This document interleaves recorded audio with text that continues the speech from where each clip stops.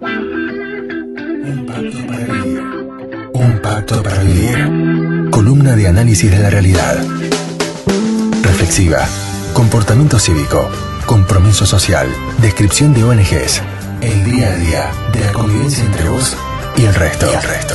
Un pacto para vivir.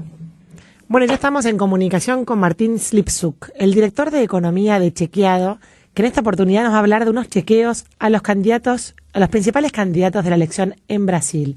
Bienvenido, Martín, a Citas de Radio. Soy Elisa Peirano. ¿Cómo estás? Hola, buenos días. Todo muy bien por acá, por ahí. Muy bien, por suerte. ¿Cómo andan?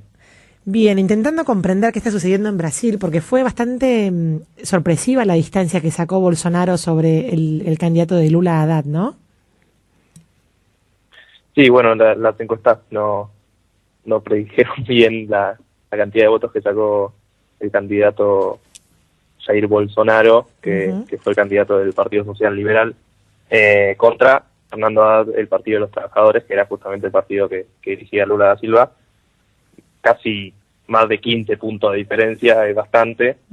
Habrá que ver cómo está el balotaje, que es el 28 de octubre, pero ya está casi cantado que Bolsonaro, con la cantidad de votos que tiene, seguramente llega al 50%, ya tiene casi el 47, 46, y tiene que llegar al 50 para ser electo presidente. Claro. ¿Y cuáles son los chequeos que vamos a tener hoy? Bueno, lo que hicimos fue armar un par de chequeos a estos dos candidatos que son los principales. Como sabrán, Chequeado no es el único sitio de fact-checking de esto de chequeo de datos del mundo, hay varios. Nosotros en Brasil tenemos varios sitios parecidos. Uno es Agencia Lupa, que hizo varios chequeos y nosotros lo republicamos. Trajimos y lo republicamos en nuestro sitio. Vamos a contar 4 chequeos, 2 a cada uno de los candidatos. Vamos a empezar con Bolsonaro, que es el que ganó la primaria y seguramente gane el balotaje. Bolsonaro es un candidato bastante polémico, y una de las cosas que dijo fue que se encontró con un audio y una imagen diciendo que la mujer tenía que ganar menos que el hombre, y él dijo que no existía eso. Esto es falso, porque hay distintos registros públicos que efectivamente muestran que Bolsonaro dijo que tenía que ganar las mujeres menos que los hombres. En la página pueden encontrar los videos y demás, pero hay registro de que dijo eso, y por eso esa afirmación de que no existen estos registros es falsa.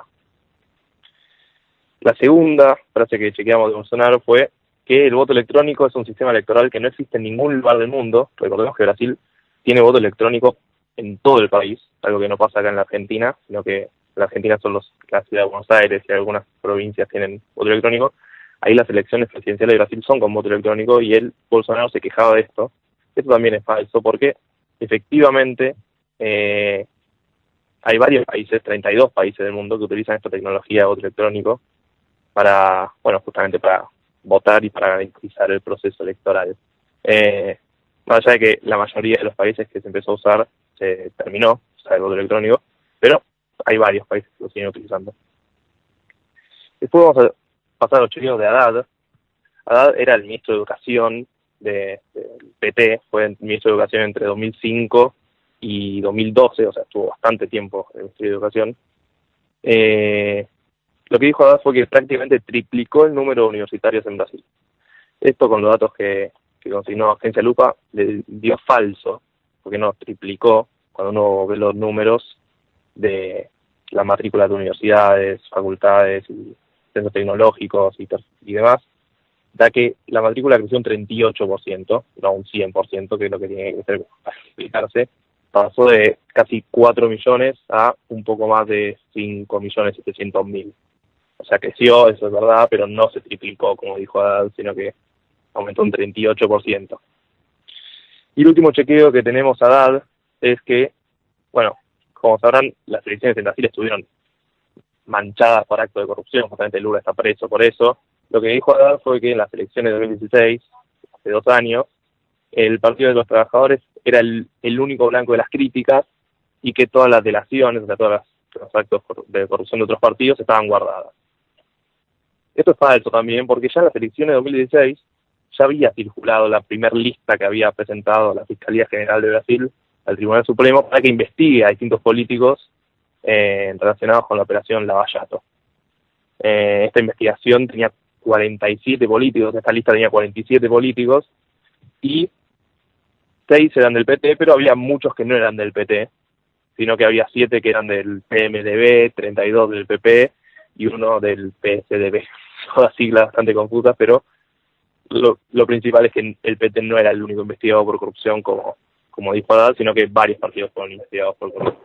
Ajá. ¿Y el partido de PSL también fue investigado por corrupción o eso no?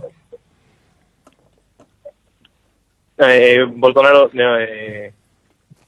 no específicamente, no ese partido, pero bueno, las alianzas se modificaron en los últimos 2 años. Entonces, hay varios políticos que sí fueron investigados por corrupción y que fueron electos en esa elección, por más de que Lula, por ejemplo, que es el caso más resonante, no haya podido participar justamente por estar preso. O sea que fue el voto castigo de la gente con respecto a la corrupción, que se cansó de la corrupción de alguna manera, votó algo que parecía como que por lo menos no tenía denuncias, ¿no?